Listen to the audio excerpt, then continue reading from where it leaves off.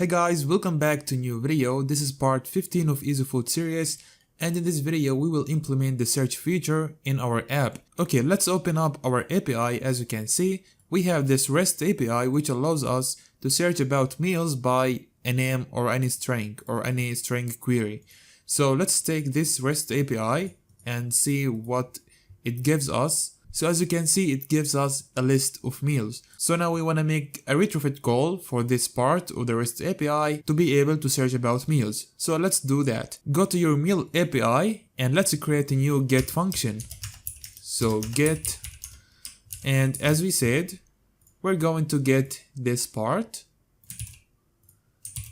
And now let's create the function get, or we can name it search meals. I think this is a better name. So search meals, and we want to pass the search query.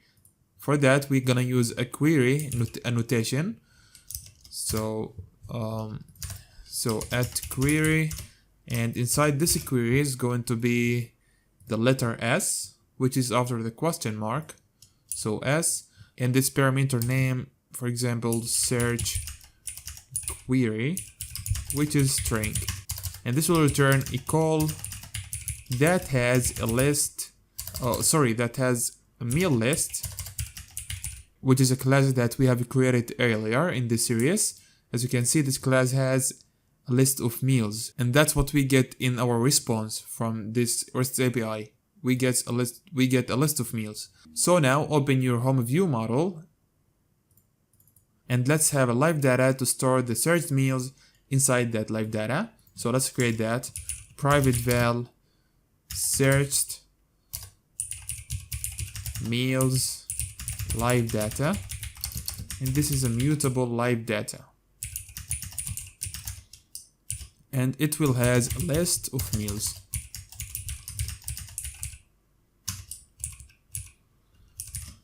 Now let's create the function that search about meals. So in here, function search meals, and we will get the search query as a parameter. This is string, and this function equals retrofit instance dot API dot search meals, and we will pass the search query. Then we will enqueue this function, and we want to pass an object from retrofit callback. And inside the generic, as we said, it's gonna have a meal list. Now open curly brackets and override the onResponse and onFailure methods. Now in the first one, as we used to, we're gonna get the meals and check if they are not null. Then we will post them inside the search live data. So val meals list equals response dot body dot meals. Now add a question mark in here, and then we will check if this meals list is not null. Then we will post it inside the live data. So searched meals live data dot post value, and we will post it. It is a reference to the meal list. Now in the onFailure function, we're going to log the error message. Let me just copy this line from here and paste it. Okay, now we need the function that we used to write to observe that live data from the fragment or from the activity. So let's write that function observe searched meals live data, and this will return a live data of list of meals, and this equals the searched meals live data. Okay, now we are done with the logic code. Now let's create a fragment in our fragments package and call this search fragment. Create that fragment, and let's delete these comments and these parameters. We don't need them.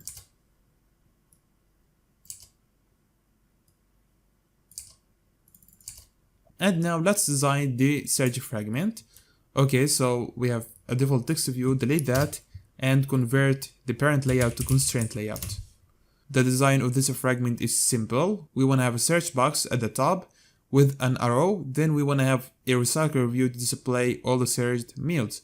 So let's do that. I'm gonna have a linear layout. That's gonna take 0 dB for the width and wrap content for the height.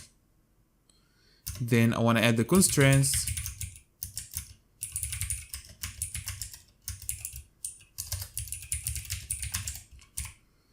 Add an ID. I'm gonna call this linear search. Any name. And the orientation of this linear layout is horizontal. And let me extend this layout. Okay, now we want to have an edit text and give it wrap content for the width and for the height.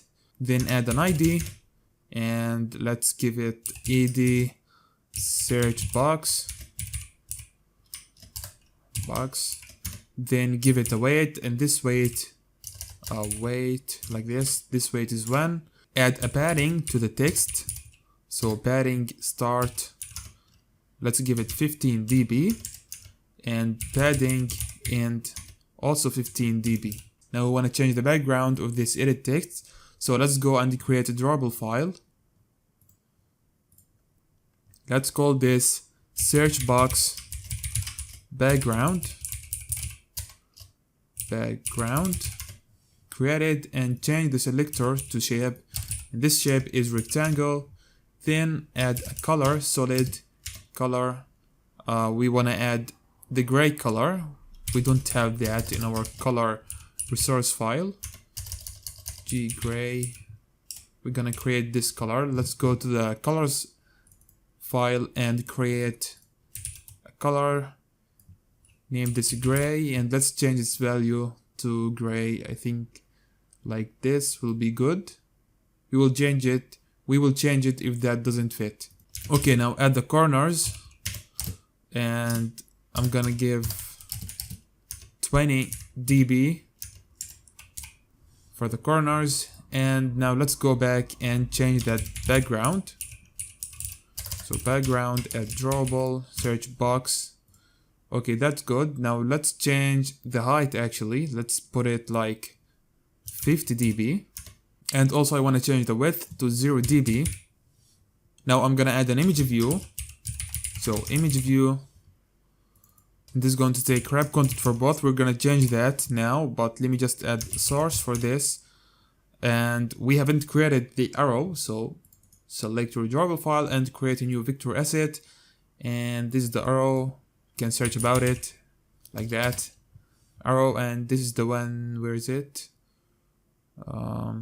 Yep, this is the one that we are going to use. Change its name to arrow and click on next, then finish. Then add this arrow to this image view. Now we want to of course change its color, so tint and make it a gray. Change this Android to app to remove this error. And now add a gravity to this layout, so layout gravity, and put it to the center. And let's change and play with the width and for the height until it fits. Okay, let's change this to 40 by 40. Okay, that's look good, but we actually forgot to use the SDB unit, so let's change that real quick. I'm gonna change this to 30 SDB and 35 SDB, and the height of the search box I'm gonna change it to 45 SDB as well. Okay, now we want to add a margin for this whole layout. So in your layout, let's add a margin. It's gonna be a margin from the start, 5 dB, from the end, 5 dB, and from the top, 5 dB. What else we can do? We can add a hint to this edit text, so let's add that hint. For example, search meals. Okay, that's enough for the edit box. Now let's create the recycler view. So recycler view, and this is gonna take 0 dB for the width and for the height. Then now let's add the constraints. Start with the parent, end parent like this, top to the bottom of the linear layout, and bottom to the bottom of the parent. And of course add an ID, so RV searched meals. And I'm gonna also add a margin for this recycle review from the top. So margin top, and I'm gonna give it 10 dB from the top. And also I'm gonna add a margin from the start, 5 dB, and from the end, margin end, 5 dB. Okay, now get back to the search fragment Kotlin class. And as usual, I'm gonna have an instance from view binding for this fragment. So private latinate var binding, and this is fragment search binding. And then take this binding and inflate it.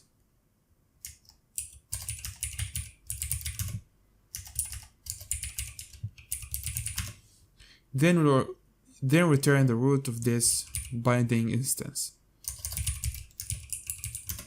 We also want to get the view model from the activity. So private var view model, which is home view model.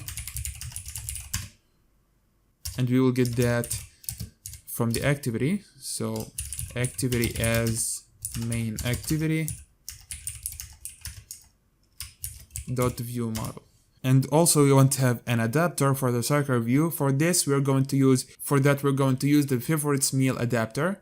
We don't need to create another adapter because it's exactly the same of the favorites meal adapter. We're gonna use this layout for the adapter. And for that, I would like to change this favorites meal adapter name class to meals adapter, like that, and click on refactor. Then select this checkbox and click on OK. Okay, so now let's have an instance from that adapter, private latinate var search recycler view adapter, and this is meals adapter, like that. And now let's override the onViewCreated function, and first I want to prepare the recycler view.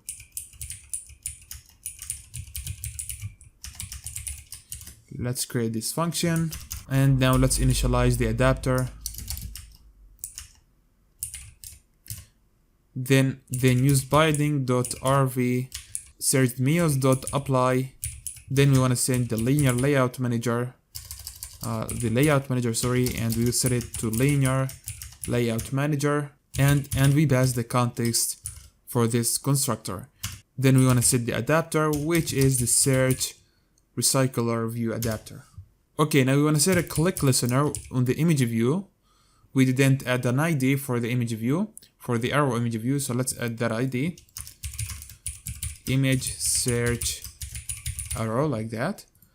And now set that click listener, image search arrow dot set on a click listener. And whenever we click on this image, we want to execute the search function. So search meals, and let's create this function. Now in this function, first we want to get the search query from the edit text. So val search query equals to binding.ed search box.text and convert it to string. Then we check if the search query is not empty, and we will use the view model.search meals. Then we will send the search query. And inside the onViewCreated function, we're going to create a function to observe the searched meals live data. Let's create a function, and then use the view model.observe searched meals.observe. Then you pass the lifecycle owner, and we will pass an observer. Now we have the list of meals, so meals list as a lambda function. Then we can update the adapter. So searched recycler view adapter dot differ dot submit list, and we will submit the meals list. Now go to your nav graph and click on this new destination button. Then select your search fragment that we have implemented. Then we want to make a destination between the home fragment and the search fragment. because whenever we click on the search icon, we want to navigate to this fragment. We can create an activity for the search fragment, but I would like to show you the both approaches. So I would like now to navigate from fragment to a fragment using the navigation techniques in Android. So now we declared a destination between the home fragment and the search fragment. And this destination has an ID. This is the ID of this destination. We are going to use it now. So go to your home fragment. And we want to set a click listener on the search icon. So let's have a function here on search icon click.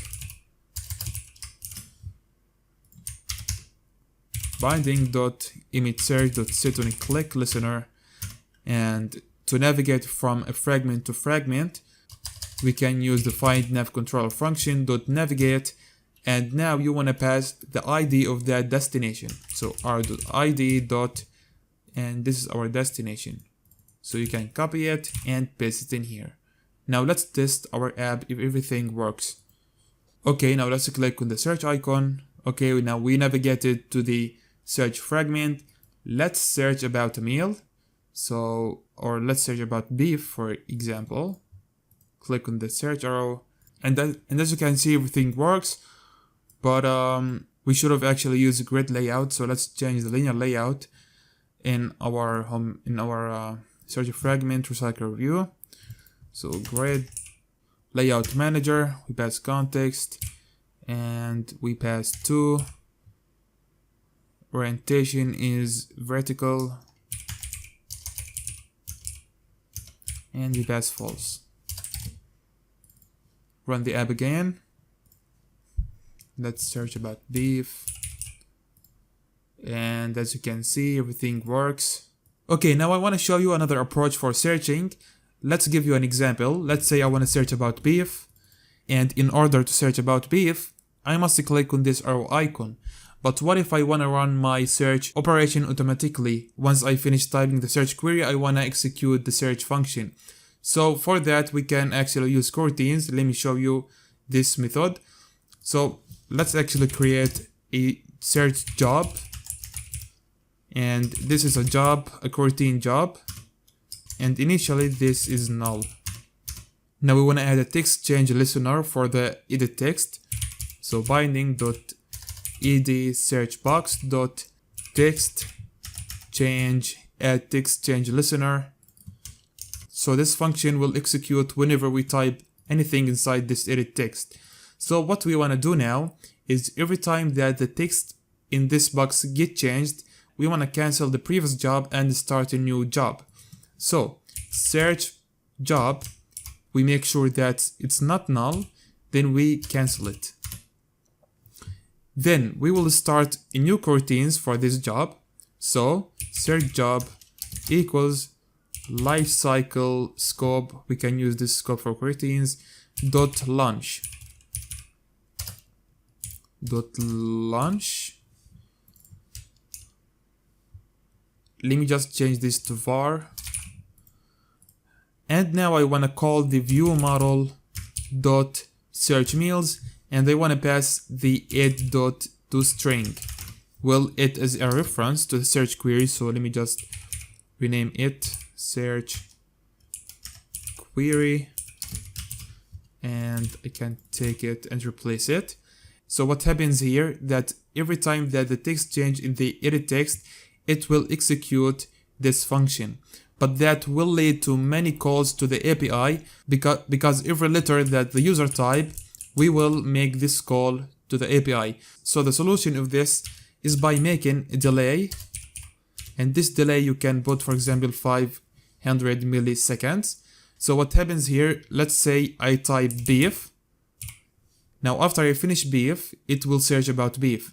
What if I type B and then I stopped for 500 milliseconds, then it will search about B. So now let's check if this actually works. So let's click on the search icon and search about beef. I didn't click on the search image, and as you can see, we got all the meals. So that's what I wanted to show you in this video. I hope you liked this video. We're almost done with this playlist. There is still one video for this playlist. I hope that you learned a lot by building this project with me. So that's all for this video. Thank you so much for watching, and catch you in the last video of this series. Bye bye.